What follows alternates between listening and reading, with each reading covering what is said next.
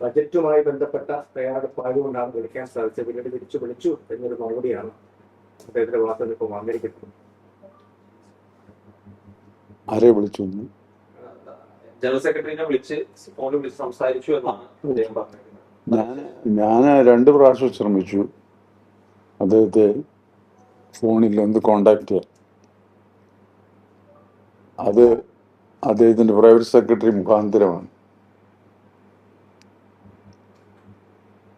ആദ്യത്തെ ദിവസം വിളിച്ചപ്പോൾ പ്രൈവറ്റ് സെക്രട്ടറി എനിക്ക് അടുത്തറിയാവുന്ന ആളാണ്. പ്രൈവറ്റ് സെക്രട്ടറി പറഞ്ഞത് അദ്ദേഹം വിളിച്ചോളാം, ഞാൻ ഇന്നേരെ വിളിച്ചു എന്ന് പറഞ്ഞപ്പോൾ അദ്ദേഹം വിളിച്ചോളാം എന്ന് പറഞ്ഞു. 6 ദിവസം കഴിഞ്ഞപ്പോഴാണ് വിളിക്കുന്നത്. 6 ദിവസം കഴിഞ്ഞ് വിളിച്ചപ്പോൾ ആദ്യം അദ്ദേഹം പറഞ്ഞത്, അതെ ഞാൻ അങ്ങനെ അന്ന് പറഞ്ഞത് മറ്റേ ആളുടെ കാരണമാണ്. ആരാന്ന് ഞാൻ വെളിപ്പെടുത്തുന്നില്ല. അത് ഞാൻ അന്ന് അങ്ങനെ പറയേണ്ടി വന്നത് മറ്റേ ആളിനെ ഉദ്ദേശിച്ചാണ്, മറ്റേ ആള് കാരണമാണ്.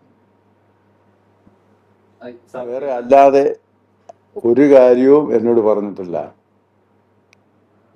എന്താണ് എന്ന് ചോദിക്കുകയോ അതിനുള്ള സമയം അനുവദിക്കുകയോ ഒന്നും ചെയ്തിട്ടില്ല അന്നത്തെ ഈ സംഭാഷണത്തിൽ. അത് കഴിഞ്ഞ് രണ്ടാമത് വീണ്ടും ഒരാഴ്ച എന്ന് തോന്നുന്നു, ഒരാഴ്ചയല്ല, 2 ആഴ്ച കഴിഞ്ഞ് വിളിച്ചു. അതും ഈ പ്രൈവറ്റ് സെക്രട്ടറി മുഖാന്തരമാണ് വിളിച്ചത്. ഞാൻ അദ്ദേഹത്തിനോട് പറയാം എന്നാണ് പറഞ്ഞത്. ഞാൻ അദ്ദേഹത്തിനോട് പറയാം എന്ന് പറഞ്ഞു. അദ്ദേഹം എന്നെ വിളിച്ചുമില്ല, ഒന്നും പറഞ്ഞുമില്ല. അപ്പോൾ പ്രൈവറ്റ് സെക്രട്ടറി പറഞ്ഞു ബഡ്ജറ്റിന്റെ ബഹളമായിരിക്കും എന്ന് പറഞ്ഞു. ഇതാണ് സംഭവം. അപ്പോൾ സെക്രട്ടറി പറഞ്ഞു, ഞാൻ ചോദിച്ചു, രണ്ടാമത് ചോദിച്ചപ്പോൾ പറഞ്ഞു ഞാൻ എറണാകുളത്ത് ഞായറാഴ്ച കാണും, എറണാകുളത്ത് വെച്ച് കാണാം എന്ന് പറഞ്ഞു. ഞാൻ പറഞ്ഞു, ഞാൻ സെക്രട്ടറിയോടായി ഞാൻ സംസാരിക്കുന്നത്. സെക്രട്ടറി അടുത്ത് ഞാൻ പറഞ്ഞു, അത് എറണാകുളത്ത് വെച്ച് കാണേണ്ട കാര്യമല്ലല്ലോ, അതൊരു ഗവൺമെന്റും NSSും തമ്മിലുള്ള ഒരു ഫയല് എന്നെ സംബന്ധിച്ചാണ് സംസാരിക്കേണ്ടത്. അത് സെക്രട്ടേറിയറ്റിൽ വെച്ച് ആ ഫയൽ ഉണ്ടാവുള്ളൂ, സെക്രട്ടേറിയറ്റിലേ ഉണ്ടാവുള്ളൂ. പിന്നെ അതിൻ്റെ ബന്ധപ്പെട്ട ഉദ്യോഗസ്ഥന്മാരും അവിടെ കാണുകയുള്ളൂ. അപ്പം അവരുടെ കൂടെ സാന്നിധ്യത്തിൽ ആ കാര്യങ്ങൾ സംസാരിച്ച് എന്താണ് എന്നൊന്ന് വിശദീകരിക്കാൻ വേണ്ടിയിട്ട്, ഒന്ന് അറിയാൻ വേണ്ടിയിട്ടാണ് ഞാൻ അങ്ങനെ ഒരു അനുവാദം ചോദിച്ചത് എന്ന് ഞാൻ ഈ പ്രൈവറ്റ് സെക്രട്ടറിയോട് പറഞ്ഞു. അതിനുശേഷം യാതൊരു കോണ്ടാക്റ്റും ഇല്ല. ഈ ആദ്യം വിളിച്ചതല്ലാതെ ഈ രണ്ടാമത് പറഞ്ഞതിനെ സംബന്ധിച്ച് ഒരു വിവരവുമില്ല, ഒന്നും വിളിച്ചിട്ടില്ല. ആദ്യം സംസാരിച്ചിട്ട് അന്ന് ഞാൻ അങ്ങനെ പറഞ്ഞു എന്ന് പറഞ്ഞത് ഈ തിണ്ണതരങ്ങൾ പരാമർശത്തെ കുറിച്ചാണ് അദ്ദേഹം അങ്ങനെ പറഞ്ഞത്. എനിക്കത് മനസ്സിലാകുന്നില്ല. അന്ന് ഞാനങ്ങ് പറഞ്ഞതെന്ന് പറഞ്ഞാൽ അത് അന്ന് സമുദായ നേതാക്കളുടെ തിണ്ണ കയറി ഇറങ്ങരുത് എന്ന് പറഞ്ഞത് ഞാൻ പറഞ്ഞതെന്ന് എനിക്ക് തോന്നുന്നു. അത് മറ്റേ അങ്ങേര് കാരണമാണ് ഞാനത് പറയേണ്ടി വന്നത് എന്നാണ് ഒറ്റ വാക്കേ പറഞ്ഞുള്ളൂ.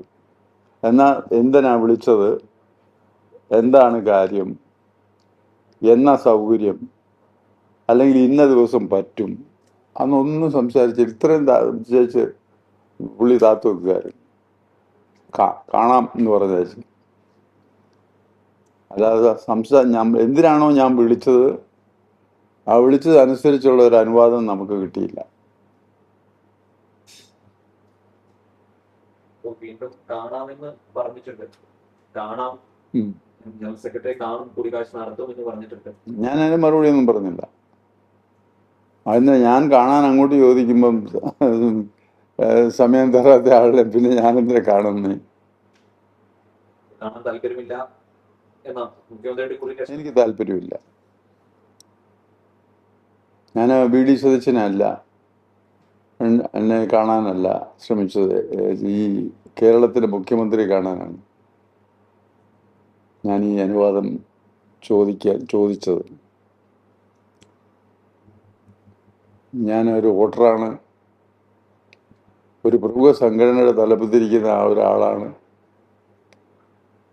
ആ പരിഗണനയൊക്കെ കണക്കാക്കേണ്ടതല്ലേ? എന്താ കാര്യമെന്ന് പോലും അന്വേഷിക്കാതെ ഈ നമ്മുടെ റിക്വസ്റ്റിന് യാതൊരു മറുപടിയും തരാതിരിക്കുകയാണ് ചെയ്തത്. ഇപ്പോൾ ഈ സ്റ്റേറ്റ്മെന്റ് വന്നപ്പോഴാണ് പിന്നീട് അതിനുശേഷം ഈ വിഷയം പൊങ്ങുന്നത്.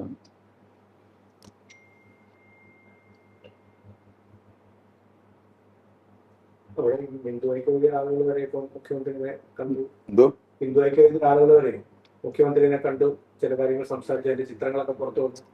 അപ്പൊ എന്തുകൊണ്ടാണ് എനിക്ക് അതിനെപ്പറ്റി ഒരു വിചാരമില്ല. ഞാൻ ആ വക കാര്യങ്ങളെ ക്രിട്ടിസൈസ് ചെയ്യുന്നുമില്ല. പക്ഷെ ഒരു വ്യക്തി ഒരു വോട്ടറാണ് എങ്കിൽ, പ്രത്യേകിച്ച് ഒരു വോട്ടറാണെങ്കിൽ, ഒരു വ്യക്തിക്ക് മുഖ്യമന്ത്രിയെ കാണാനുള്ള സൗകര്യം ചോദിച്ചാൽ കൊടുക്കേണ്ടത് ഒരു ജനാധിപത്യ മര്യാദയാണ്.